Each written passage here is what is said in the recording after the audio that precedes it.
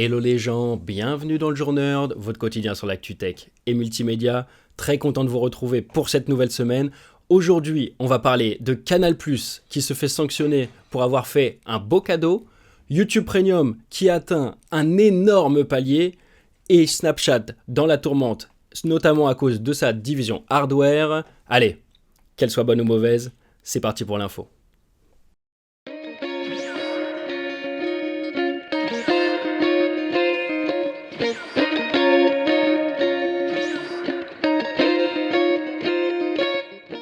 On connaît Snapchat pour son réseau social, mais la firme, depuis quelques années, essaie d'innover, notamment avec du hardware, avec les Spectacles par exemple, les lunettes avec caméra intégrée qui permet, grâce à une liaison Bluetooth à votre téléphone, de partager du contenu capturé directement avec ces lunettes, notamment du contenu sur Snap évidemment. Les premières Spectacles ont eu un succès mitigé, mais Snapchat n'a pas lâché l'affaire puisque un deuxième modèle est actuellement en vente.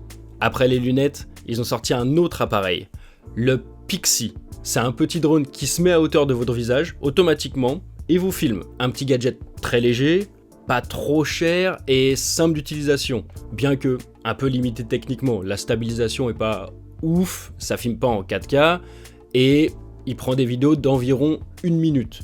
Donc vraiment calé pour une utilisation snapchatienne. Il est sorti depuis 1 an, c'était pas un grand succès, seulement 70 000 exemplaires vendus, mais en 2024, c'est encore pire parce qu'il sonne vraiment son arrêt de mort. La société Snapchat a été contrainte de rappeler tous ses drones. Certains utilisateurs ont observé des gonflements de batterie et des surchauffes. Il y aurait donc risque d'incendie dû à la batterie. Les possesseurs de ce drone doivent arrêter de l'utiliser et bien sûr ne plus jamais le charger. Si vous êtes propriétaire d'un Pixie, arrêtez tout! Bon, même si je pense que vous l'avez utilisé 2 fois et que maintenant il est dans un tiroir à dormir avec votre bracelet connecté. Bon, c'est quand même un coup dur pour l'équipe hardware de Snapchat. C'était déjà de base un échec, mais là ils doivent en plus rembourser tous les clients. Ça fait mal. Bon, finalement, c'est peut-être une bonne chose qu'ils en aient pas vendu beaucoup. Je vous mets le lien dans la description pour effectuer le retour, au cas où vous faites partie des 70 000 qui en ont un. Tout ça nous montre encore que dans la tech, l'ambition ne suffit pas. Malgré que la majorité des revenus de YouTube viennent de la publicité, Google a quand même d'autres stratégies pour faire venir un peu plus de thunes. Notamment avec le souvent moqué par les non-abonnés, mais grandement apprécié par ses utilisateurs, YouTube Premium, qui aujourd'hui atteint 100 millions d'abonnés. Bon, dans tout ça, il n'y a pas que du YouTube Premium. Les 100 millions, ça réunit YouTube Music, YouTube Premium donc, les abonnés payants, mais aussi les abonnés en période d'essai. Mais c'est quoi tout ça? Pour YouTube Music, on est sur un abonnement à 10,99 €, c'est l'équivalent d'un Deezer ou d'un Spotify.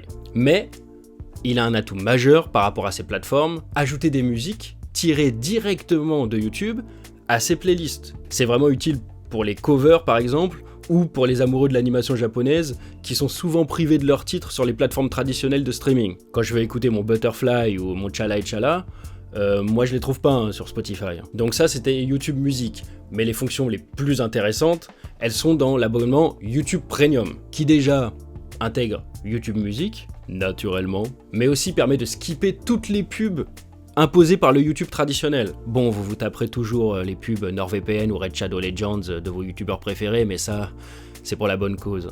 J'espère qu'ils vont m'appeler un jour. En plus de ne plus avoir de pub, vous avez la possibilité de continuer une vidéo YouTube en fenêtré, ou même de continuer une vidéo avec le portable ou la tablette en veille. C'est cool pour les vidéos de type podcast ou information, comme le Journerd par exemple. Et vous pouvez aussi télécharger des vidéos en avance. Comme ça, si vous savez que vous allez à un endroit avec une faible connexion, vous avez quand même votre dose de YouTube. Dans l'avion par exemple, ça passe plus vite en regardant sur YouTube. Surtout si on est sur des longs trajets et on n'a pas toujours envie de regarder des films tout du long. Et le dernier truc de cet abonnement, c'est du contenu exclusif aux abonnés premium. Mais je pense pas avoir vu de trucs intéressants depuis des années en fait. YouTube Premium, c'est 12,99 € par mois, une alternative à Spotify avec plein d'autres fonctionnalités, pas de pub et les lectures en arrière-plan de vidéos. Moi, je pourrais plus m'en passer. Ouais, ça reste cher, ouais. Mais si vous avez bien écouté toutes les sponsors NordVPN de vos youtubeurs, il y a peut-être moyen de faire des économies. On est en mars 2020. Non mais non, on n'est pas en mars 2020, mais imaginez-vous. On est en confinement, la France est en guerre. Mais pour les Français qui regardent toujours la télé, une nouvelle fenêtre s'est ouverte pour leur permettre de se divertir. Cette fenêtre, c'est Canal+, qui a décidé de passer ses programmes en clair du 16 au 31 mars 2020.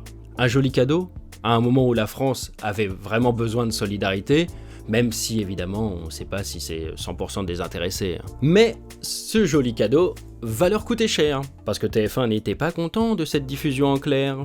Le groupe accuse Canal+ d'avoir contourné la chronologie des médias, ce qui porte préjudice à la chaîne TF1. Pendant cette période, Canal+ a diffusé le film Avengers Endgame, qui terminait sa course au cinéma 8 mois auparavant. Canal+ a normalement le droit de diffuser un film après 8 mois, mais ils peuvent le faire parce que c'est une chaîne payante. Or là, la chaîne l'a diffusé aux yeux de tous. C'est ça que TF1 pointe du doigt.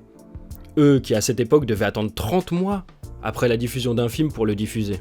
Du coup, pour cette période de 15 jours et de tous les films diffusés en clair par Canal, TF1 a réclamé à la chaîne cryptée 12 millions d'euros de préjudice de dépréciation des droits de diffusion, puisque la chaîne avait déjà payé pour pouvoir diffuser certains films. Et ils ont eu en partie gain de cause. Ouais mais bon, faut se calmer, hein, ils auront pas 12 millions. Mais le tribunal de Paris condamne quand même Canal+ à payer 1,5 million d'euros au groupe TF1. Notamment, le préjudice a été retenu pour 3 films. Donc 680 000 euros pour Avengers Endgame et 740 000 euros pour All Inclusive et Jusqu'ici tout va bien. Pour toutes les autres productions comme Détective Pikachu ou Godzilla Kings of the Monsters, TF1 n'ayant pas pu fournir les contrats d'achat de diffusion, ils n'ont pas été dédommagés quoi.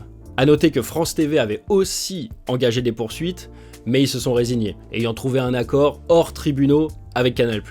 Et vous, dites-moi dans les commentaires si vous trouvez que c'est juste, ou s'ils n'ont pas assez payé, ou si, quand même, on pouvait leur pardonner, c'était un joli cadeau. Hein.